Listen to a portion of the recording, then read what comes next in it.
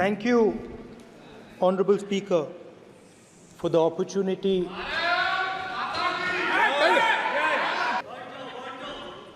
जय संविधान। कॉपी है उसकी?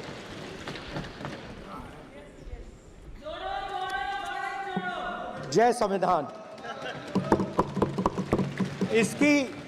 इसकी हमने रक्षा की है। देश ने मिलकर संविधान की रक्षा की है और अच्छा लग रहा है अब कि हर 2-3 मिनट बीजेपी के लोग संविधान संविधान संविधान संविधान कह रहे हैं।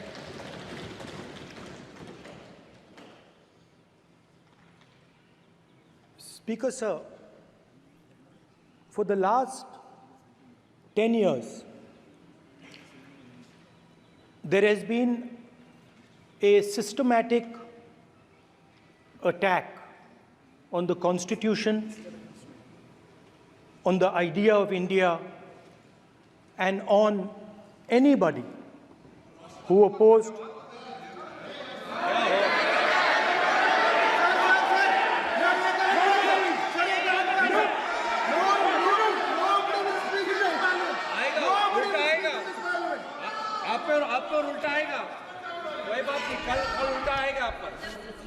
There has been just warming up right now. अभी वार्म अप हो रहा है. तो there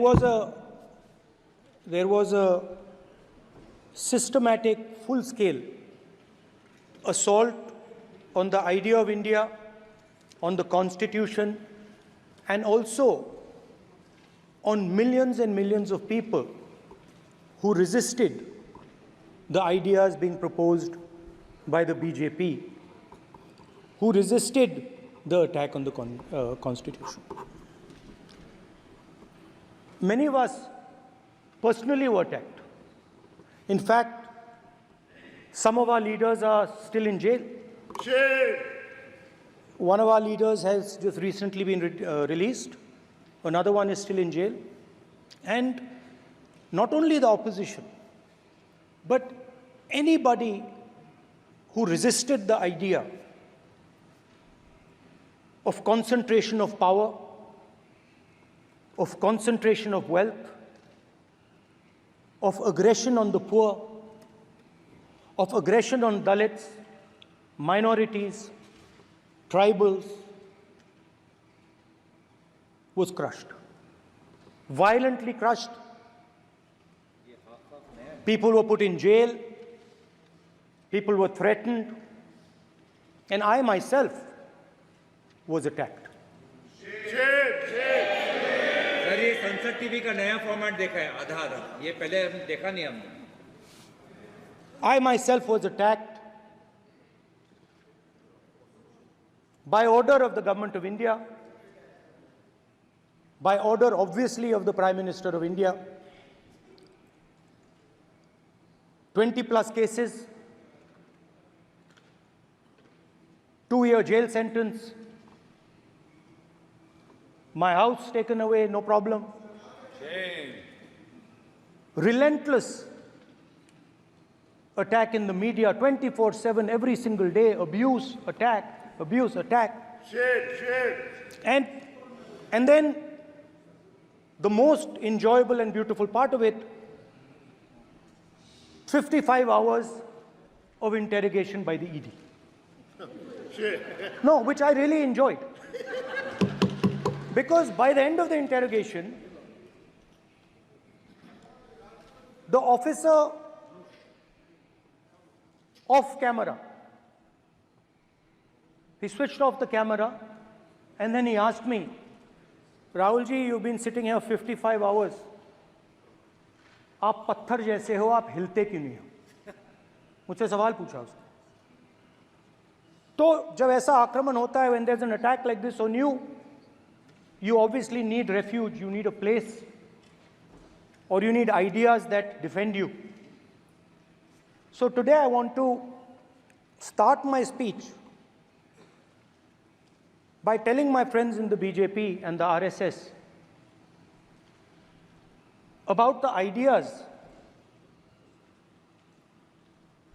that we used, the entire opposition used, to defend the idea of India. Where these ideas come from and how they gave us the strength, all of us, anybody who opposed the regime, how they gave us the strength to fearlessly take any onslaught that was placed before us. So I'd like to start by showing an image of our refuge. Okay? Sir Shiv ji की photo नहीं दिखा सकते sir? एक minute माननीय सदस्य। Sir Shiv ji की photo मना है सर? एक मिनट सर मना है तो रख देता हूं सर। नो एक मिनट सर क्या इस हाउस में शिव जी की फोटो दिखाना मना है? माननीय सदस्य, आप बस ये बता दीजिए माननीय सदस्य सर मना है या नहीं? कोई भी चित्र को दिखाने के तो शिव जी का चित्र नियम इस है। साधन इस हाउस में दिखाना मना है? यहाँ पे दूसरी चीजों के चित्र दिखाए जा सकते हैं मगर शिव जी का चित्र नहीं दिखा जा सकता। अगर मैं कह रहा हूं कि हमें इनसे प्रोटेक्शन मिली और मैं समझाना चाह रहा हूं कैसे प्रोटेक्शन मिली, आप मुझे चित्र नहीं दिखाने दे रहे हो। इसके बाद मेरे पास और चित्र हैं, मैं सब दिखाना चाहता था। स्पीकर सर, ये चित्र पूरे हिंदुस्तान के दिल में है, पूरा हिंदुस्तान इस चित्र को जानता है, समझता है। Everybody knows this image. Speaker sir, why I got this image is because there are certain ideas in this image that we defend, that the opposition defends. The first idea in the image that we defend is the idea of confronting our fear, of never being scared. That idea is represented in this image, which you are not allowing me to show, by a snake that is placed right near the neck of Shivji. The idea behind that is never be scared of anything that you face. In fact, Shivji places death 1 inch from his neck. And that is the spirit with which we fought when we were in the opposition. From this idea of resisting, we are still in the opposition, I know. I know that. And I'm happy and proud to be in the opposition. Because for us, there is more than power. There is truth. For you, there is only power. That is the only place you want to be. For us, there is truth. And this is a symbol of truth. So when Shivji places the snake near his neck, what he is saying is, I will accept the truth and I will not back down from the truth, and that is what we've said. After that, a new idea emerges. And of course, I cannot show Shivji's picture, but all of you know it. Behind the left shoulder of Shivji is the Trishul. Now, I would like you to understand that there is a reason that the Trishul, a weapon, has been placed behind the left shoulder. The Trishul is not a symbol of violence. It is a symbol of non-violence, and that is why it is placed in a place where Shiva cannot reach it with his right hand. If it was a symbol of violence, it would have been held in his right hand like this. It is a symbol of non-violence. That is why it is placed behind his left shoulder. When we fought the BJP, we were not violent. When we defended the truth, there was not an ounce of violence in us. Now, there is a third idea, and a very powerful idea that emerges from the idea of truth, courage, and non-violence. And that idea, of course, it is a symbol that many of you hate, but that idea is the Abhay Mudra, the symbol of the Congress Party, which, as you can see, is also in this image. And Jai Mahadev. And what that Rajnath Singh ji is looking very surprised. And what that Abhay Mudra shows, it is the next step of the evolution of the idea of facing the truth, fearlessness, and ahimsa. Satya and ahimsa, as Mahatma Gandhi ji used to say. And the Abhay Mudra is the idea that it is not good enough to just keep this internal. It is not good enough to not be scared. It is not good enough to use non-violence. It is also important that you make others not scared, that you help others become fearless, that you help others become non-violent. So in a sense, the Abhay Mudra is a projection from Shivji to the rest of the world about these two ideas. Of course, these two ideas were used by us, all of us, when we fought the British. And they were put forth by Mahatma Gandhi. The Prime Minister, of course, who has a direct connection with God, speaks directly to God. Yes, the Paramatma speaks to Modi ji's Atma directly. Unlike with all humans, we are all biological. We are born, we die, but the Prime Minister is a non-biological being. And the Prime Minister says Gandhi is dead. And Gandhi was revived by a movie. I mean, can you understand the ignorance? That Gandhi is dead and a movie revived the father of the nation. No, Gandhi is not dead. Gandhi is alive. Now, another very interesting thing I noticed. Anji. That is not your problem. That is not your problem. It is not none of your business. It is not none of your business. And there's another thing I noticed. That it is not just one religion that talks about courage. In fact, all our religions talk about courage. So, here is the religion of Islam. Congress party ने शिव जी की photo दिखा दी है, गुस्सा हो गए. अब देखिए. Please मान्य सदस्य आप तो इस्लाम में भी कहा गया है, मैं पढ़ता हूँ. एड्रेस इधर करें. He said, एड्रेस इधर करें मान्य सदस्य. हाँ जी, सॉरी. इस्लाम में भी लिखा गया है, कुरान में, the prophet, peace be upon him, said, God said, have no fear. I am with you, hearing and seeing. मतलब इस्लाम में भी कहा गया है कि डरना नहीं है. और जब इस्लाम में दुआ मांगी जाती है तो दोनों हाथ से, दाएं हाथ से अभय मुद्रा दिखाई देता है. उसके बाद गुरु नानक जी की ओर चलते हैं.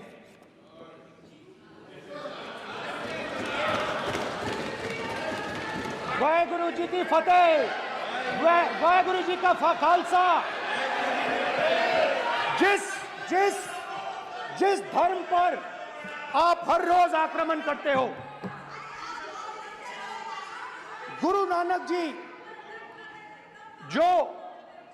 गुरु नानक जी के चित्र में भी आपको अभय मुद्रा दिखाई देगा. गुरु नानक जी भी कहते हैं कि डरो मत, डराओ मत. और पंजाब से गुरु नानक जी मेक्का तक गए, थाईलैंड तक गए, अफगानिस्तान गए, श्रीलंका गए. किसी से हिंसा नहीं की, अहिंसा की बात की, सत्य की बात की, और किसी को उन्होंने अपनी जिंदगी में नहीं डराया. उसके बाद जीसस क्राइस्ट की इमेज देखिए, उसमें भी आपको अभय मुद्रा दिखाई देगा. जीसस क्राइस्ट की इमेज में भी अभय मुद्रा. डरो मत, डराओ मत. और जीसस क्राइस्ट ने कहा कि अगर आपको कोई थप्पड़ मारता है तो दूसरा गाल दिखा दो। उसके बाद बुद्ध भगवान, अभय मुद्रा,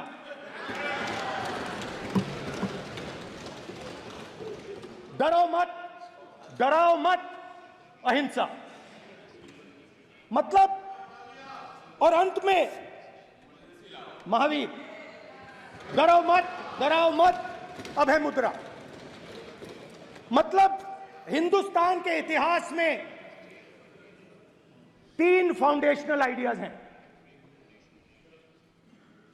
मोदी जी ने अपने भाषण में एक दिन कहा कि हिंदुस्तान ने किसी पर आक्रमण नहीं किया। उसका कारण है क्योंकि यह देश अहिंसा का देश है। यह देश डर का देश नहीं है। तो हमारे सारे के सारे महापुरुषों ने अहिंसा की बात की, डर मिटाने की बात की।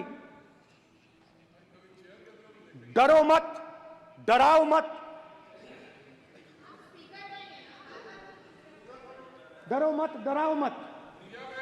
और दूसरी तरफ शिव जी कहते हैं डराओ मत, अभय मुद्रा दिखाते हैं, अहिंसा की बात करते हैं, त्रिशूल को जमीन में गाड़ देते हैं। और जो लोग अपने आप को हिंदू कहते हैं वो 24 घंटा हिंसा, नफरत, असत्य।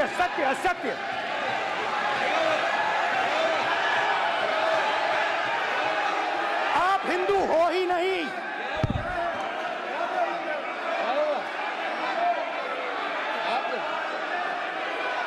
Just get me that picture of Shiva. inside speaker's office. Hindu धर्म में साफ लिखा है, सत्य के साथ खड़ा होना चाहिए, सत्य से पीछे नहीं हटना चाहिए, सत्य से नहीं डरना चाहिए। अहिंसा हमारा प्रतीक है। अभय मुद्रा, ऐसे कीजिए, अभय मुद्रा।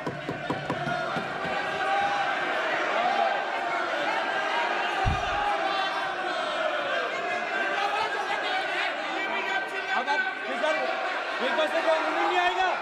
Prime minister will not speak. Prime minister speaker की तरफ से कोई नहीं आएगा। This will happen. स्पीकर वहां पे कोई नहीं।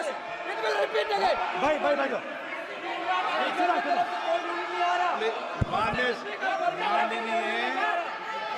ये आप बात समझिए, कोई नहीं बोल रहा। आप बात समझिए।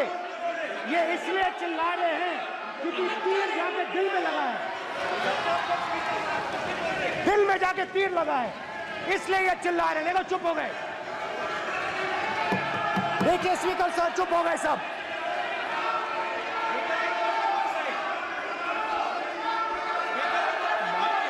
एक मिनट।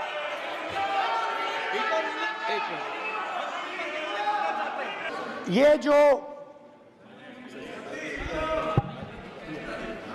ये विषय बहुत गंभीर है। पूरे हिंदू समाज को हिंसक कहना ये गंभीर विषय है। बीजेपी को आपको नहीं, नरेंद्र मोदी जी पूरा हिंदू समाज नहीं है, बीजेपी पूरा हिंदू समाज नहीं है, आरएसएस पूरा हिंदू समाज नहीं है।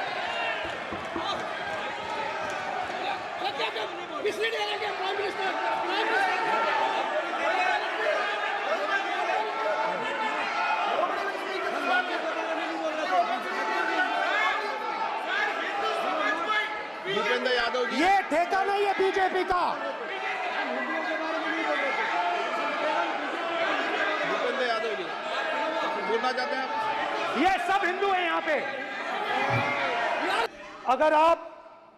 अगर आप हिंदू धर्म के जो महापुरुष हैं, महापुरुष छोड़िए, अगर आप शिव जी को देखें तो क्या हो रहा है सर?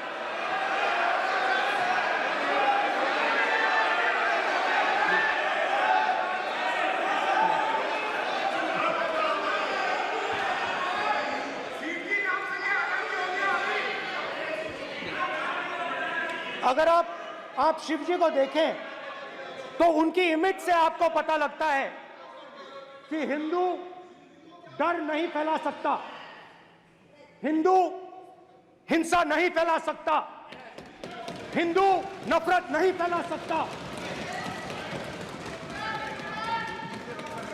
और बीजेपी 24 घंटा नफरत, हिंसा, नफरत, हिंसा, नफरत, हिंसा।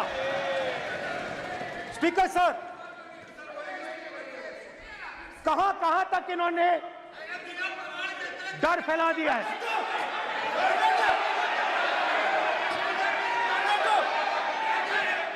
प्लीज प्लीज सर, कहां कहां तक इन लोगों ने डर फैला दिया? मैं आपको अयोध्या से शुरू करता हूं। सर नमस्कार। शाबाश। अयोध्या ने आपको मैसेज भेजा, अयोध्या ने राम भगवान। माइक दीजिए सर। हाँ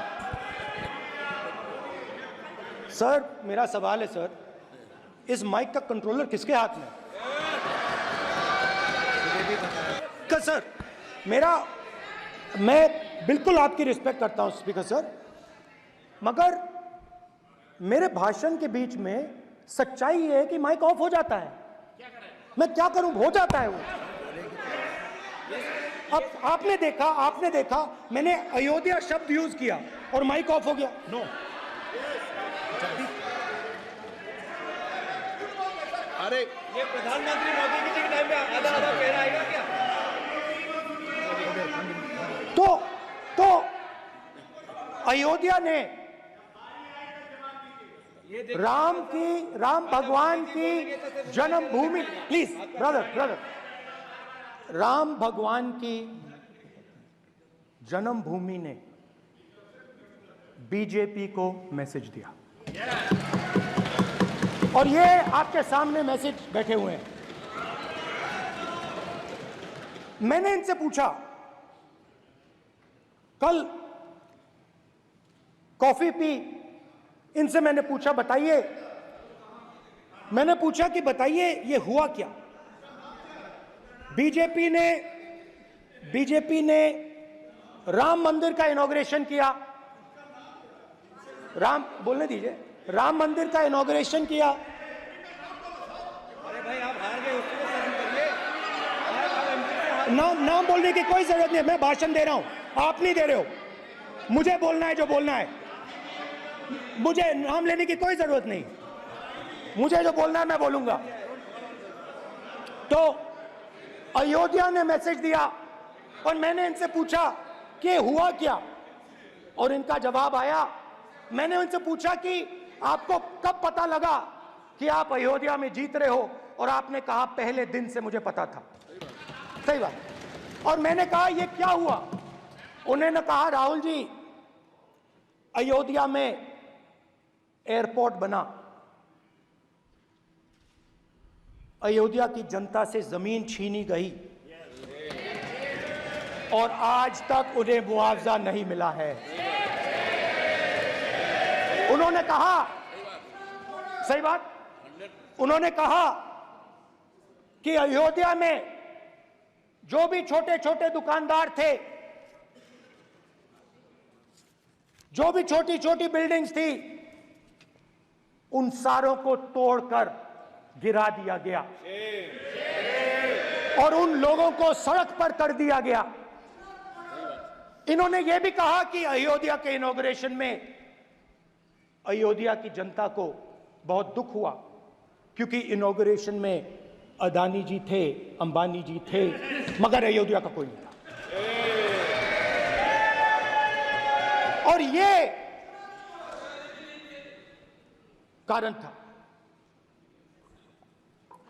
था कि अयोध्या की जनता में, उनके दिल में नरेंद्र मोदी जी ने भय डाल दिया। उनकी जमीन ले ली, उनके घर गिरा दिए, और फिर अयोध्या के गरीब लोगों को, किसानों को, मजदूरों को मंदिर के इनॉग्रेशन तक नहीं जाने दिया। मंदिर के इनॉग्रेशन छोड़ो, उसके बाहर भी नहीं जाने दिया।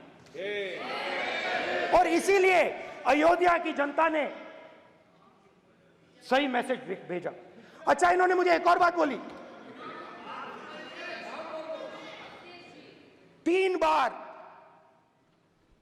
इन्होंने कहा कि 3 बार नरेंद्र मोदी ने टेस्ट किया, 2 बार क्या मैं अयोध्या से लड़ जाऊं? और सर्वेयर्स ने कहा अयोध्या में मत लड़ जाना, अयोध्या में मत लड़ जाना, अयोध्या की जनता हरा देगी। और इसीलिए प्रधानमंत्री वाराणसी गए और वहां बच के निकले।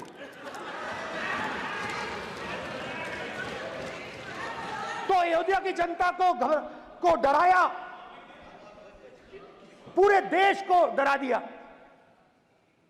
मैं आपको बताता हूं, आज सुबह में आया, राजनाथ सिंह जी ने मुस्कुरा के मुझे नमस्ते की, और मोदी जी बैठे हैं,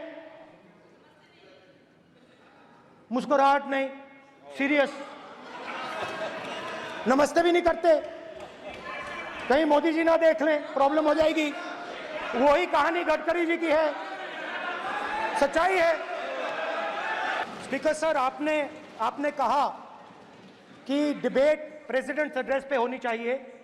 ये जो मैंने किया है, अनुराग ठाकुर जी ने अयोध्या की बात की थी, अनुराग ठाकुर जी ने सनातन धर्म पर आक्रमण की बात की थी, इसीलिए मैंने ये किया है।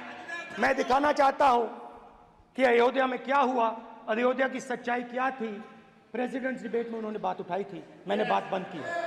प्रधानमंत्री जी को अच्छी लगी अयोध्या के बाद अच्छी लगी, डर फैलाया और ऑपोजिशन का रिस्पांस, एक साथ मिलकर भारत जोड़ो यात्रा, सारे के सारे ऑपोजिशन, पूरा देश एक साथ मिलकर कन्याकुमारी से कश्मीर तक चला। और जो आपने डर फैलाया, उसके बारे में यात्रा में बहुत कुछ सुनने को मिला। अभी तक याद है, सुबह 7 बजे 7-8 बजे की बात थी, यात्रा में चल रहे थे, एक महिला आती है, हमारे साथ चलती है, मेरा हाथ पकड़ती है और घबराई हुई सी थी। तो मैंने पूछा क्या हुआ, और मुझे कहती है मुझे मार रहा है, मुझे मार रहा है।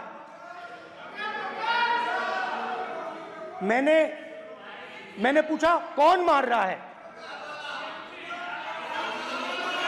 कौन मार रहा है? बेटी बचाओ, बेटी की दुविधा सुनाई दे रही, बेटी का दर्द नहीं सुनना चाहते, भारत की महिलाओं का दर्द नहीं सुनना चाहते। मैंने पूछा कौन मार रहा है, कहता है मेरा पति मार रहा है। मैंने कहा क्यों? कहती है सुबह का खाना नहीं दे पाई। मैंने कहा क्यों? खरीद नहीं पाई, महंगाई है, महंगाई है, खरीद नहीं पाई, खाना नहीं पका पाई, इसलिए मुझे मार पिट रही है। मैंने कहा बहन क्या करूं, कैसे आपकी मदद करूं? कहती हैं आप कुछ मत कीजिए, आप कुछ मत कीजिए, आप सिर्फ ये बात याद रखिए कि महंगाई के कारण हिंदुस्तान में हजारों महिलाओं को सुबह पीटा जा रहा है। उसके शब्द हैं, मेरे शब्द नहीं है। गैस सिलेंडर, महंगाई, तो आपने गरीबों को, महिलाओं को डराने का काम किया। शिव जी कहते हैं डरो मत, डराओ मत। आपने हिंदुस्तान की महिलाओं को महंगाई से हर रोज डराया है। कुछ दिन पहले मैं पंजाब में अग्निवीर के परिवार से मिला, सुनिए, अग्निवीर के परिवार से मिला। छोटा सा घर था,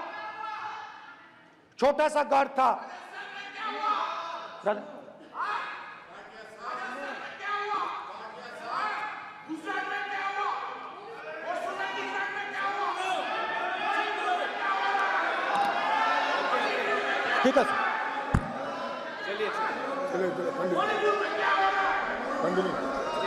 छोटे से घर में अग्निवीर शहीद हुआ, लैंडमाइन ब्लास्ट में शहीद हुआ। मैं उसे शहीद कह रहा हूं, मगर हिंदुस्तान की सरकार उसे शहीद नहीं कहती। नरेंद्र मोदी उसे शहीद नहीं कहते हैं, नरेंद्र मोदी उसे अग्निवीर कहते हैं। उस घर को पेंशन नहीं मिलेगी, उस घर को कॉम्पनसेशन नहीं मिलेगी, शहीद का दर्जा नहीं मिलेगा। और बेचारे बैठे हुए थे, 3 बहनें थी, एक साथ बैठी हुई थी, रो रही थी। आम जवान को पेंशन मिलेगी, जरूर दुख होगा, मगर हिंदुस्तान की सरकार आम जवान की मदद करेगी। मगर अग्निवीर को जवान नहीं कहा जा सकता। अग्निवीर यूज एंड थ्रो मजदूर है। और आप उससे कहते हो, उसको आप 6 महीने की ट्रेनिंग देते हो, 6 महीने की ट्रेनिंग देते हो। दूसरी तरफ चाइना के जवान को 5 साल की ट्रेनिंग मिलती है, राइफल लेकर उसके सामने खड़ा कर देते हो, उसके दिल में भय पैदा करते हो। एक जवान और दूसरे जवान के बीच में फूट डालते हो कि एक को पेंशन मिलेगी, एक को शहीद का दर्जा मिलेगा, दूसरे को नहीं मिलेगा, और फिर अपने आप को देशभक्त कहते हो। ये कैसे देशभक्त हैं?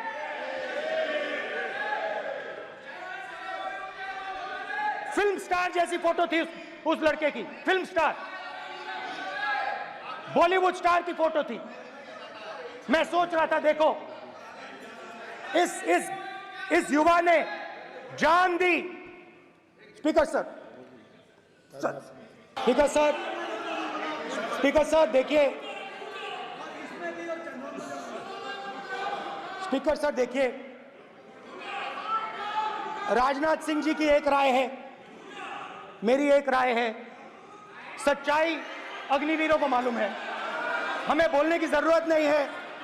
अग्निवीर को किस चीज का सामना करना पड़ता है, शहीद का दर्जा मिलता है या नहीं मिलता है, कॉम्पनसेशन मिलता है नहीं मिलता है, पेंशन मिलती है नहीं मिलती है, वो उसको मालूम है। पॉइंट ऑफ अग्निवीर की सच्चाई मैंने फ्लोर ऑफ द हाउस पे रखी है,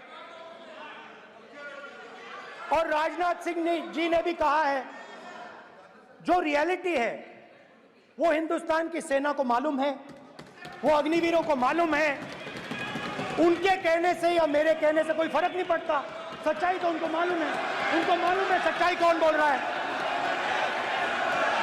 स्पीकर सर, और स्पीकर सर, देश की सेना जानती है, पूरा देश जानता है कि अग्निवीर स्कीम सेना का स्कीम नहीं है, पीएमओ का स्कीम है। और पूरी सेना जानती है कि स्कीम प्राइम मिनिस्टर का ब्रेन चाइल्ड था, स्कीम सेना का ब्रेन चाइल्ड नहीं था। जैसे नोटबंदी की गई, वैसे ही आर्बिट्री तरीके से अध्यक्ष महोदय, आपको देखिए, सिंपल सी बात है स्पीकर सर, इनको अग्निवीर अच्छा लगता है, आप उसको रखिए, हम उसको बदल देंगे, हटा देंगे। सिंपल सी बात है, हमारी सरकार आएगी, अग्निवीर को हम हटा देंगे, क्योंकि हम सोचते हैं कि अग्निवीर सेना के खिलाफ है, जवानों के खिलाफ है, देशभक्तों के खिलाफ स्कीम है। हम इस स्कीम को नहीं चाहते।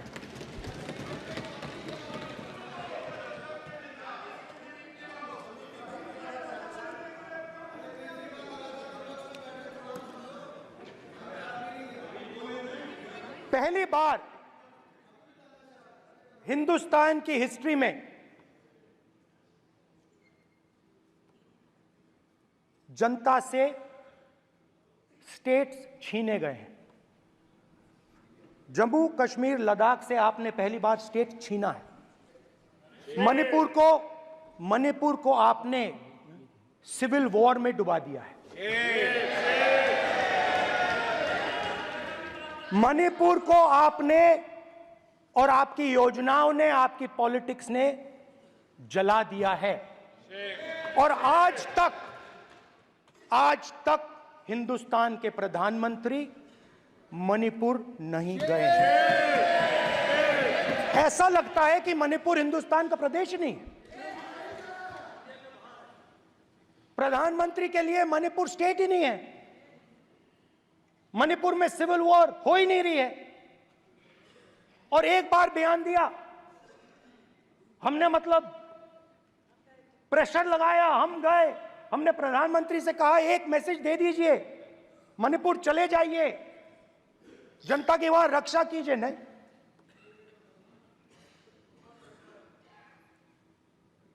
मैं वहां गया, कुकीज और मेहते से दोनों से मिला। आज तक नहीं, आंसर नहीं मिलेगा, मिल नहीं सकता। मणिपुर इनके लिए हिंदुस्तान का प्रदेश ही नहीं है। मणिपुर है ही नहीं,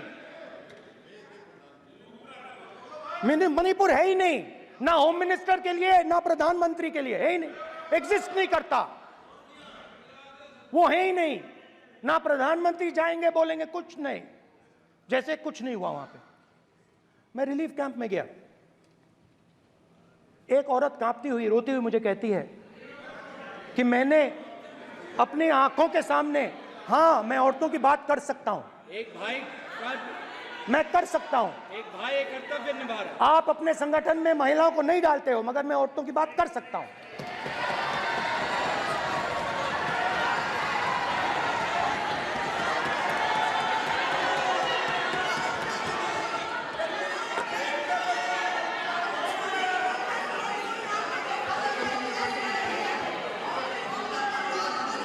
मुझे कहती है मैंने अपने आंखों के सामने, मेरे आंखों के सामने मेरे बच्चे को गोली मारी गई।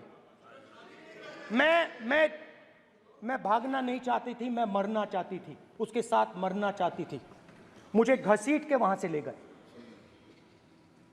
और फिर मेरे को अपने बच्चे की फोटो दिखाती है, कांपती हुई ऐसे फोटो दिखाती है। ये आपकी योजनाओं का नतीजा है। आपको शर्म आनी चाहिए।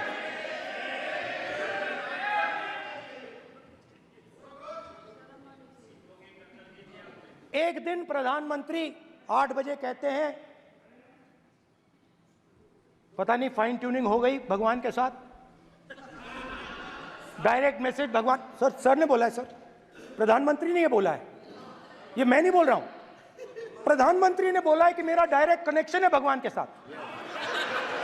मैंने नहीं बोला, मैंने नहीं बोला। स्पीकर सर, मैं रिस्पेक्ट कर रहा हूं, ये प्रधानमंत्री के शब्द हैं, मेरे शब्द नहीं हैं।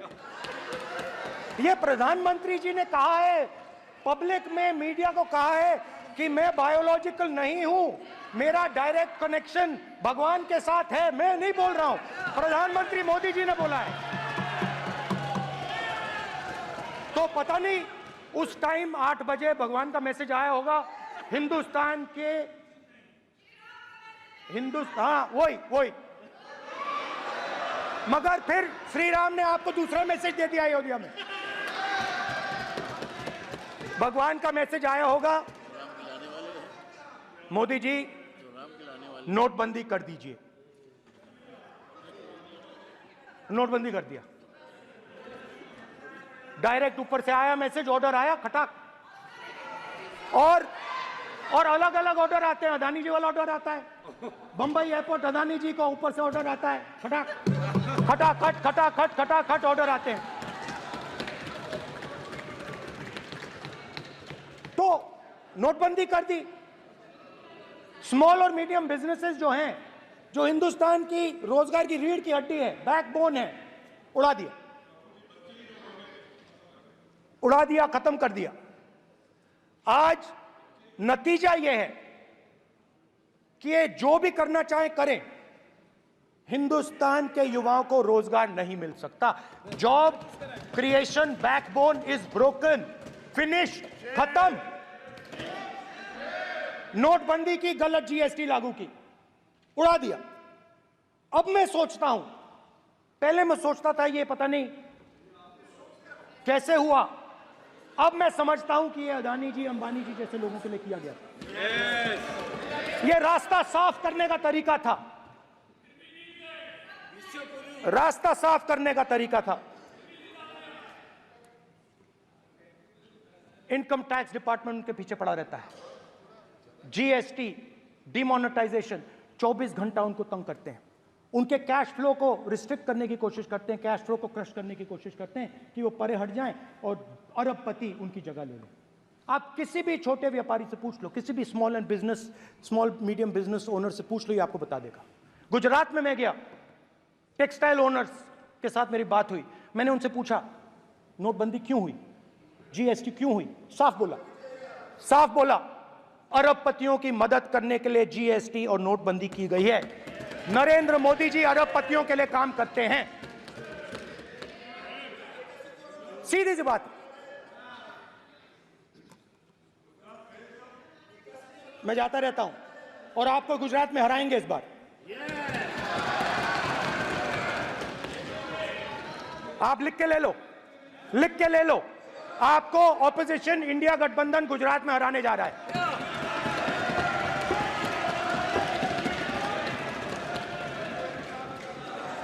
किसानों को डराने के लिए लैंड एक्विजिशन बिल जो हम लाए थे, उनकी जमीन की रक्षा करने के लिए, उनको सही कॉम्पनसेशन देने के लिए, उसको आपने खत्म कर दिया। यहां कोशिश की, कर नहीं पाए तो स्टेट्स में खत्म कर दिया। हर स्टेट में आपने खत्म कर दिया है। अगर आप जानते नहीं हो, चेक कर लो। हर स्टेट में, हर भाजपा की स्टेट में खत्म कर दिया। तो किसानों को जो हमने लैंड एक्विजिशन बिल तैयार किया था सही मुआवजा दिलाने के लिए, उसको आपने रद्द किया।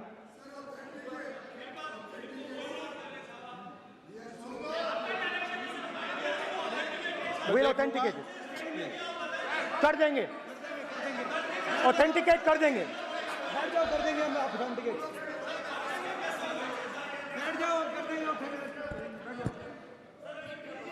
उसके बाद किसानों को डराने के लिए, याद रखिए शिव जी कहते हैं डरो मत, डराओ मत। किसानों को डराने के लिए आप 3 नए कानून लाए। प्रधानमंत्री ने उनसे कहा कि ये आपके फायदे के कानून हैं। सच्चाई थी कि वो अदानी जी, अंबानी जी के फायदे के कानून थे। हिंदुस्तान के सारे किसान खड़े हो जाते हैं। आज तक सड़क ब्लॉक है। अगर आप वहां जाएंगे, आज तक आपको दिखेगा कि वो सड़क जिस पे किसान आए थे वो आज तक बंद पड़ी हुई। हरियाणा में 2 जगह किसान खड़े हो गए, कहते हैं नहीं, ये हमारा नहीं है। आप हमारी मेहनत का फल छीनना चाहते हो, हम इस बात को एक्सेप्ट नहीं करेंगे। आप उनसे बात नहीं करते, आप उनको कहते हो, आप बात नहीं करते।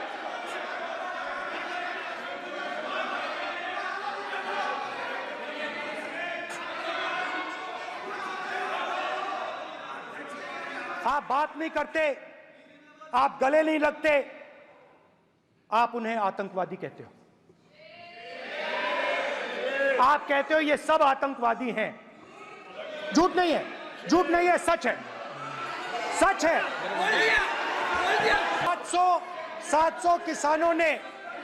700 किसान शहीद हुए।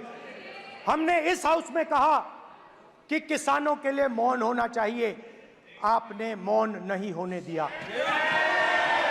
आपने कहा ये किसान नहीं है, आपके मुताबिक ये किसान नहीं थे, ये आतंकवादी थे। देखिए आपकी आयलाएं सिर हिला रही हैं, वो भी सहमत हैं। कौर जी सहमत हैं। देखिए हमारी जरूरत नहीं है, वो सहमत है आपसे, वो सहमत है। स्पीकर सर, किसानों ने मांगा क्या?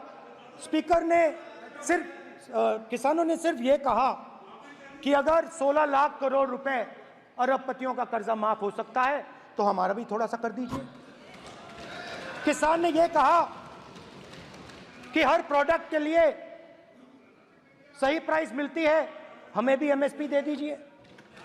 और आप लोगों ने कहा किसान का कर्जा माफ नहीं होगा और एमएसपी नहीं मिलेगी।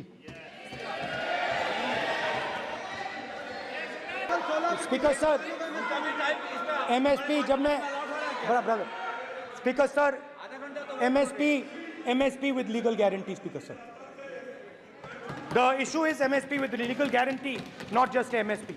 MSP is being given. The issue is Kisans want MSP with legal guarantee, which you are not ready to give them. तो किसानों में आपने डर डाला, भय डाला, महिलाओं में महंगाई, गैस सिलेंडर, सेना में अग्निवीर, हर व्यक्ति के लिए आप लोगों ने भय का कोई ना कोई पैकेज दिया, गिफ्ट दिया, तोहफा दिया। स्टूडेंट्स की बात करते हैं। जो आप 2000 साल पहले की बात करते हो, थोड़ी सी भविष्य की भी बात कर देते हैं, इंडिया के फ्यूचर की बात कर देते हैं। रोजगार तो आपने खत्म कर दिया, नोटबंदी, जीएसटी, जो आपने स्मॉल एंड मीडियम बिजनेसेस थे उनको खत्म करके, युवाओं को आर्मी में अपॉर्चुनिटी मिलती थी, अग्निवीर उनके लिए आपने दे दिया, वो खत्म कर दिया, रास्ता ब्लॉक कर दिया। पब्लिक सेक्टर को आप प्राइवेटाइज करते हैं, वो रास्ता बंद कर दिया। और अब एक नया फैशन निकला है, नीट।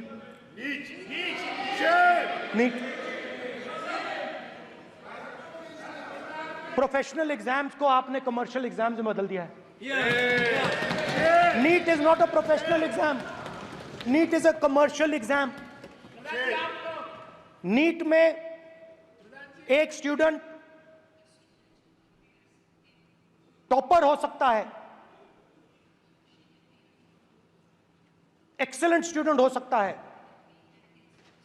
मगर अगर उसके पास पैसा नहीं है, मेडिकल कॉलेज में नहीं जा सकता। सिंपल सी बात। नीट का पास मार्क 22% है। वो पूरा का पूरा एग्जाम, सर एजुकेशन मिनिस्टर पूरा का पूरा एग्जाम अमीर बच्चों के लिए बनाया गया है। कोटा में पूरे के पूरे एग्जाम को आपने सेंट्रलाइज किया। हजारों करोड़ रुपए बन रहे हैं, हजारों करोड़ रुपए बन रहे हैं।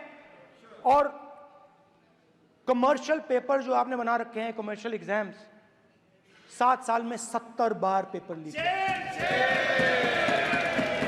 प्रेसिडेंट्स एड्रेस में ना नीट की बात होगी, ना अग्निवीर की बात होगी, ये बातें नहीं होंगी। और हमने कहा, हम स्पीकर सर, हमने कहा कि एक दिन का डिस्कशन अलाउ कर दीजिए। हम आपके साथ खड़े होकर इसको रिजॉल्व करना चाहते हैं। इंस्टीट्यूशनल फेलियर है, हम आपकी मदद करना चाहते हैं, रिजॉल्व करना चाहते हैं। सरकार कहती है नहीं, डिस्कशन नहीं होगा, भविष्य का डिस्कशन हो ही नहीं सकता। तो ये हालत है।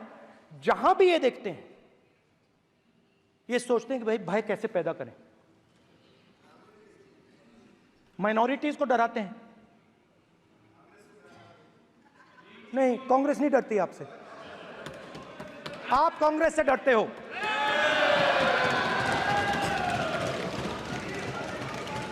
हिंसा, नफरत, माइनॉरिटीज के खिलाफ, मुसलमानों के खिलाफ, सिखों के खिलाफ, क्रिश्चियंस के खिलाफ। और माइनॉरिटीज ने क्या किया? माइनॉरिटीज ने क्या किया? हर स्फीयर में हिंदुस्तान को रिप्रेजेंट करते हैं, नाम रोशन करते हैं। पत्थर जैसे हिंदुस्तान के साथ एक साथ खड़े हैं, देशभक्त हैं। और आपने सारे के सारे माइनॉरिटीज पर आक्रमण किया, उनके खिलाफ हिंसा, नफरत फैलाई।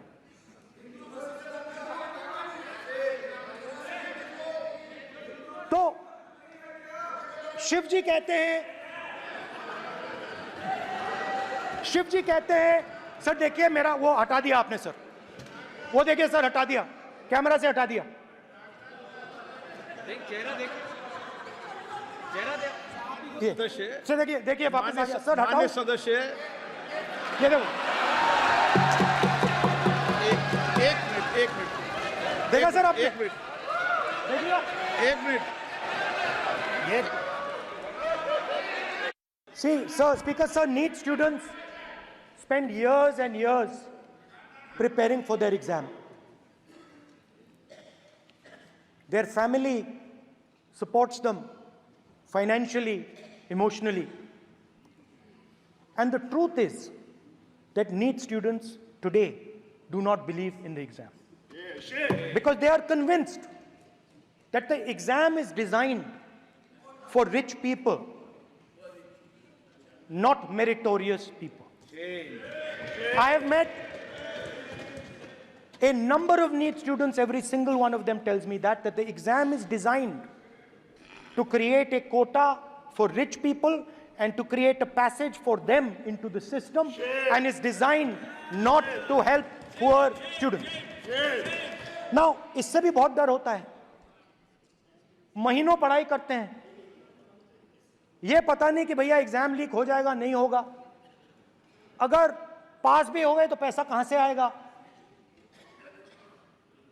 तो उधर भी इन लोगों ने भय डालने का काम किया। तो जहां भी ये देखते हैं ये भय डालते हैं, सेना में, युवाओं में, किसानों में, मजदूरों में, महिलाओं में, डिसेबल्ड में भी। और मैं ये भी कह सकता हूं कि सिर्फ बाकी हिंदुस्तान में भी नहीं मगर अपनी पार्टी में भी भय है। आपकी पार्टी में डर है, भय है, सच्चाई है। देखो अब आप चिल्ला नहीं रहे हो, अब आप शांत हो, अब बिल्कुल शांत हो, सच्चाई बोल दी, चिल्ला नहीं रहे, चुप। क्योंकि आपकी ट्यूनिंग डायरेक्टली प्रॉब्लम क्या है, आप चिल्ला भी नहीं सकते क्योंकि कनेक्शन नहीं। सर मैं बोल रहा हूं सर, समझा रहा हूं, स्ट्रक्चर बोल रहा हूं। ये कांग्रेस पार्टी में बोल रहे थे सर लोकतंत्र में पार्टी में डेमोक्रेसी होनी चाहिए। कोई भी इन पार्टियों में कोई भी आके कुछ भी कह देता है, ग्रुप ऑफ 22, 23, 24, 25 सब जो बोलना है बोल देते हैं, मगर आपकी पार्टी में भय है। सत्यमेव जयते, ना डरो ना डराओ। Sir, when I became LOP, I realized something that I had not realized before. And it's also on the lines of the principles of Shiva. It's on those same lines. And the idea was that after becoming LOP, all my personal dreams, my personal aspirations, my personal fears have to be put aside. I am now actually two people. I'm not one person. I'm a constitutional person, and my job is to be leader of the opposition, to represent all these parties equally. In fact, I don't just represent the Congress party, I represent every single party. And I have to treat every single party with love and affection. So when Hemant Soren ji is in jail or Kejriwal is in jail, it should disturb me, it should hurt me. Yes. Yes. When you unleash your agencies on these political people, it is our job to defend them. Because there is a constitutional person and an individual. And what Shivji is saying is that when you are a constitutional person, the individual should die. The individual's aspirations, the individual's dreams should die. And you should become the voice of the people. Yes. Meaning that you should have no fantasies, no dreams, nothing. The perfect public representative is one who is actually dead. That is what Shivji is saying. You understand? Now, Speaker sir. Speaker sir, now, my advice.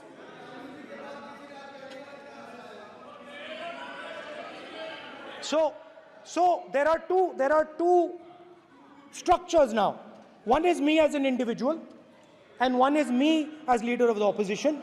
Me as an individual, I might have my likes and dislikes, I might have my views, but me as leader of opposition have to suppress them, have to reduce them and say, now I'm the voice of the opposition. That is the idea of the democratic system. The people have given me a responsibility, and that responsibility should overcome my personal likes, dislikes, aspirations. Now, Speaker sir, why I'm saying this, and forgive me for saying this, but when you were being put on that chair, I walked there to help you, to walk with you to the chair. And I shook hands with the Prime Minister, and I shook hands with you. And then I walked to your chair. And you are the final arbiter of the Lok Sabha. You're the final word here. What you say fundamentally defines Indian democracy. You don't allow us to speak, you allow us to speak, you allow them to speak, you don't allow us to speak. All these things define Indian democracy. Speaker sir, there are actually two people sitting in that chair. There is the Speaker of the Lok Sabha, the Speaker of the Indian Union, and there is Mr. Om Birla. When Modi ji went and shook your hand, and I went and shook your hand, I noticed something. When I shook your hand, you stood straight like this and shook my hand. And when Modi ji shook your hand, you bowed down and shook his hand.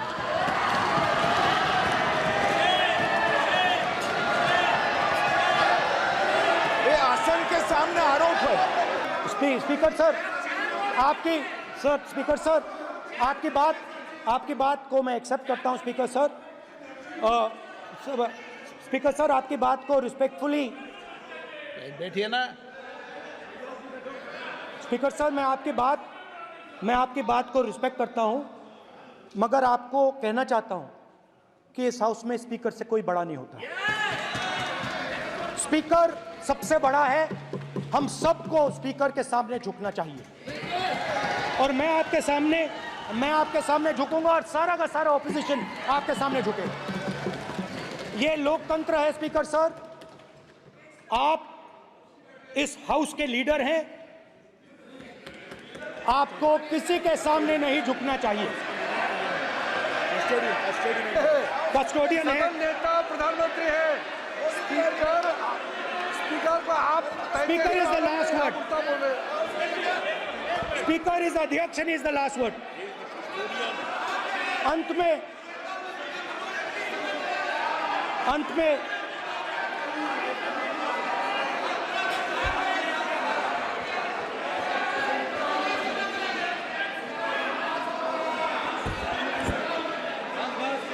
Speaker is the last word in the Lok Sabha, and in that spirit, Speaker is the last word in the Lok Sabha, and in that spirit, as members of the Lok Sabha, we are subservient to the Speaker. I believe that. Now, there might be people in this room who think they are not, but I think the entire opposition believes that we are subservient to you, sir. And we will listen to what you say, and we will bow in front of you. But the only thing I request, Speaker, sir, is it is important that there is fairness in this house. Yes, yes. Now, I gave a speech, Speaker, sir, and it was interrupted throughout. Yes. Now, this time is going to be taken away from my colleagues. And I think that is unfair. Finally, I'd like to say that the principles that allowed us to fight are in our traditions. Truth, courage, non-violence. And they're in all our religions. And what you have come to represent today is untruth, a complete lack of courage, and violence. And my recommendation to you, if you take it, this country has a government and you are the government. And you are, whether we like it or not, you are the government of India. Elected by the people. And I agree to that. But I would say to you that as individual members, as the cabinet, you do not spread fear in this country. That you do not spread hatred in this country. That you listen to the farmers of this country, you listen to the students of this country. When the opposition says to you, let's have a debate for one day, have it. It's not going to harm anybody. They're going to love you for it. The students of India are going to say, we love the government because they allowed us our voice, they let us speak for one day. So, do not spread hatred. Do not spread violence. Do not be fearful. Even the BJP members here, even the cabinet members, do not be fearful. You have a constitutional position. You are individuals and then you have a constitutional position. Rajnath Singh ji is an individual and he's the Defense Minister of India. And that is the way this country has to be run. And we as the opposition, don't take us as your enemies. We are not your enemies. We are here, we are sincerely here to make your work easier, as long as you follow the basic principles that we have stated. And these principles are Shivji's principles. They are the principles of Shivji. Har Har Mahadev, you can say. To make the government. This is basically what I have explained here today is the concept of Indian leadership in all religions. Respect, affection, ahimsa, and always standing up for the truth. And I'm more than happy, all of us are more than happy to discuss anything you want without being nasty, without being aggressive, anything you want, we are ready to discuss. So please let us work together to take this country forward. You are the government. We have to accept that. You got 240 seats. So I congratulate you on that. At least accept it. Accept to kar lijiye. They're not happy. They're not happy. Not happy. They're not happy. Okay, you're not happy. So I would say we want to both work for this country. Work with the spirit of bravery. Work without violence. Work without hatred. Thank you.